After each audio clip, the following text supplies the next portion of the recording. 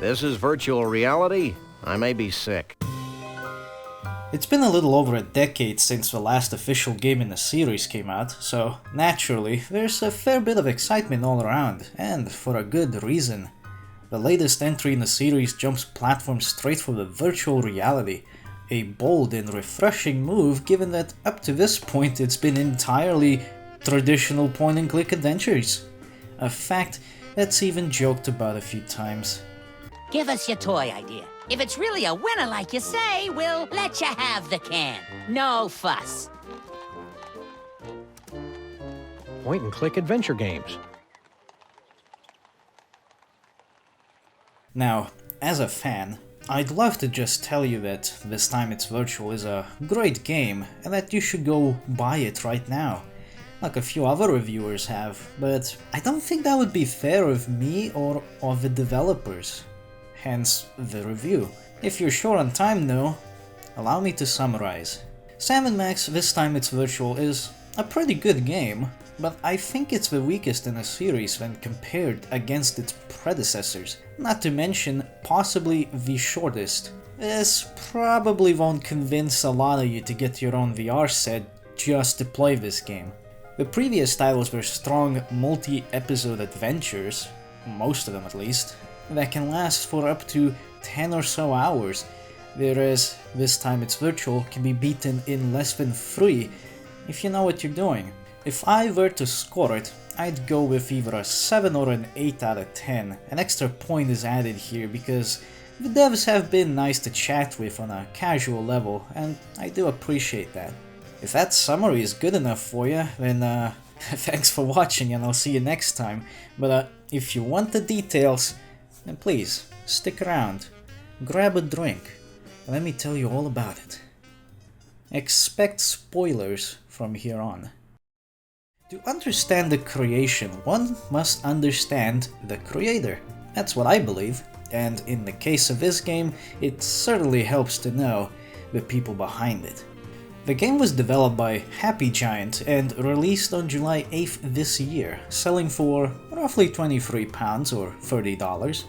If you never heard of them, don't be too surprised. They're a relatively small and humble development studio with an equally humble portfolio of games that I've personally never seen or heard of before.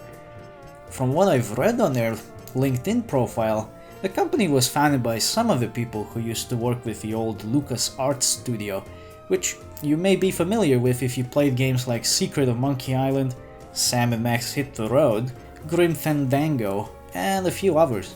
That alone is an encouraging sign, but it also helps that this is not their first VR game either, as they've made several other titles beforehand. So, while they may not be experts of the platform, they are not total greenhorns either. As far as development teams are concerned, this was a good choice. This next bit, however, has cheesed off some people. This Time It's Virtual was initially released on the Oculus Quest 2, a VR headset with an unfortunate reputation of being rather forcefully tethered to the Zuckerverse, thanks to Facebook buying out Oculus. Some people have expressed concern over this and are worried about being spied on, and if that's how you feel about it, that's perfectly fine. I just think it's a little silly, since if they wanted to spy on us so badly, they could just go with the most accessible option available, your smartphone. But besides that, the headset is not bad, requiring no external sensors to be set up in your room, which means you can use it even if you don't have a lot of room. The Oculus Quest 2 was also noted to be a capable but not a particularly powerful piece of hardware. I'm not familiar with its specs, but as far as I'm concerned, I haven't seen any frame drops or lag or anything of the sort, so I think it works well. If you don't want to buy a Quest 2 just to play this, you're in luck. This Time It's Virtual is coming out later this year, if it hasn't already, on Steam VR and later in 2022 for PlayStation VR. So, thankfully the game isn't trapped in exclusivity nonsense. That alone could have killed it.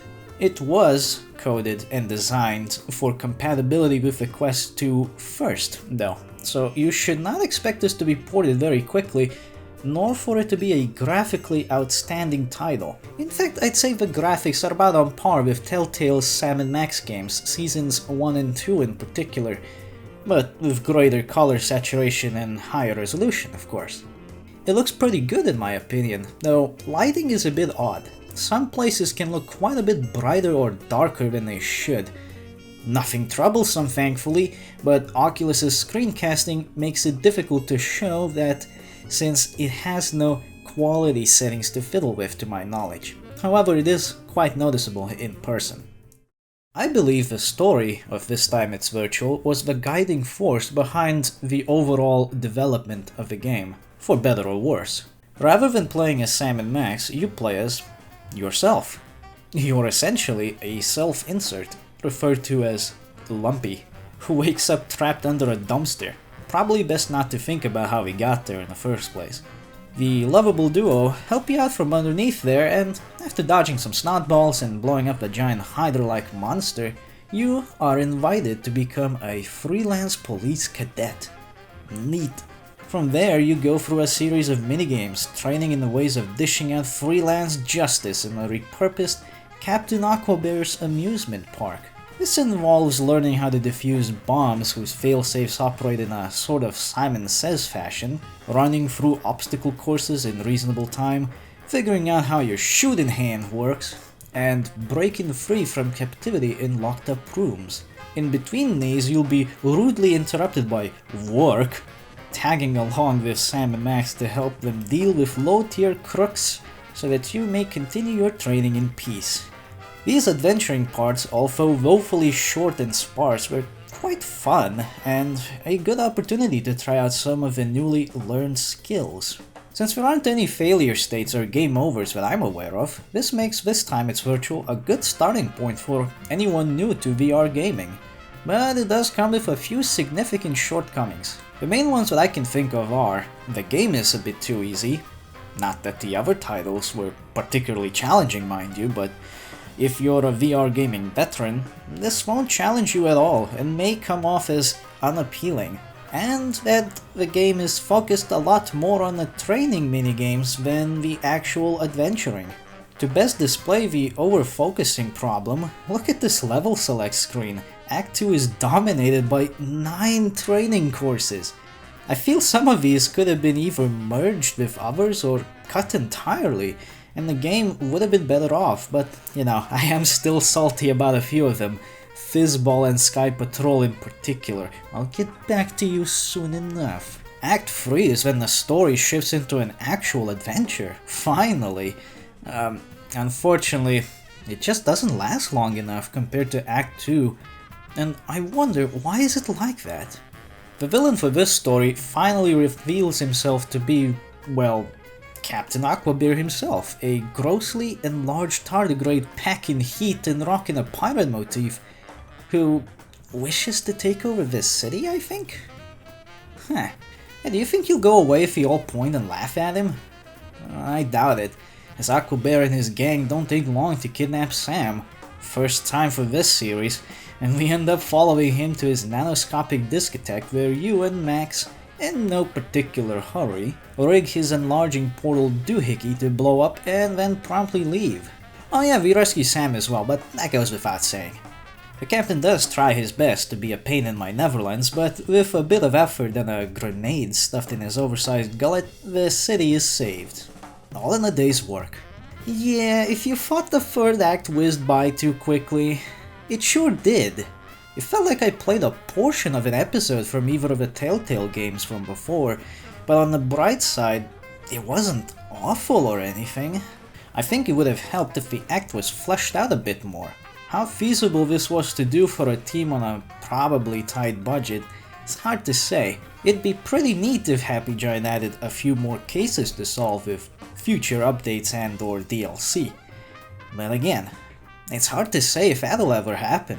The devs definitely want to expand on it, they've said it themselves on their Discord server, but game development is like a trapeze balancing act of ambitions, resources, and capabilities.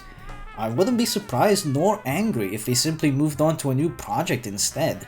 Overall, the story is okay, but it's nothing special. Granted, not every game needs a deep and intricate storyline, as long as the gameplay is good, and a more relaxed adventure after the events of the previous title, I think is a good way to go. I mean, the last thing we need is another emotional roller coaster ride right after the first one. Alright, but what about the rest of the game? Is that any good? If you enjoyed the soundtrack of Telltale Sam & Max series, you'll be delighted to know that Bay Area Sound is lending a hand here once again. I think there were a couple of new tracks, but for the most part it's the old stuff from the previous games. In higher quality, of course. Which I thoroughly enjoyed before and still do now. Voice acting is also pretty good, as expected. Though you'll find that while Sam is still voiced by the same person as usual, David Nolan, it's not William Caston voicing Max this time around, but rather David Boat of the Poker Night at the Inventory fame. Hey, good for you! You found my breakfast corn dogs! Just so you know, I like my corn dogs like I like my,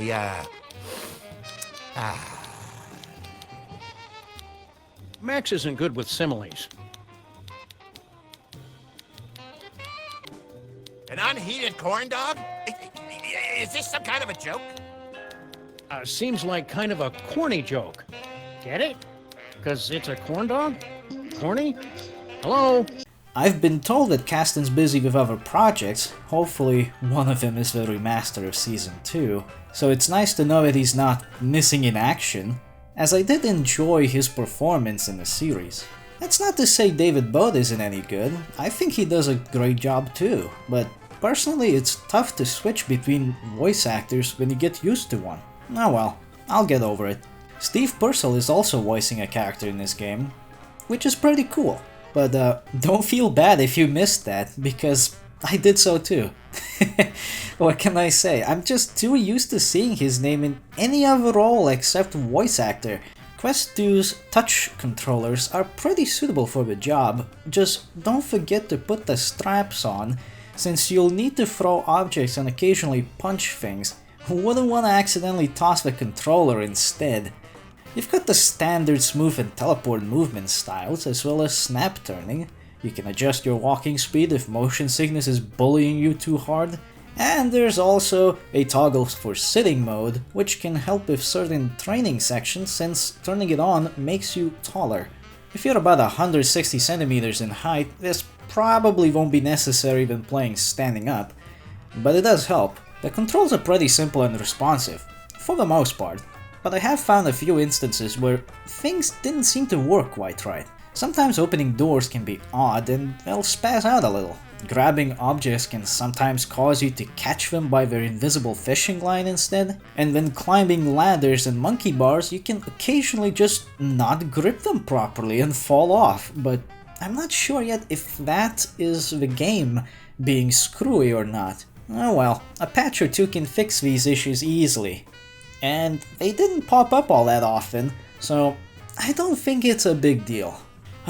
That said, good controls can't help me much when dealing with some of the more troublesome training sections. Yeah, I'm looking at you, Fizzball. Seems simple enough, right? Just bat the beer cans at the targets or aim for a home run. No big deal. Just grip the bat and swing. Make sure you put some force into it too.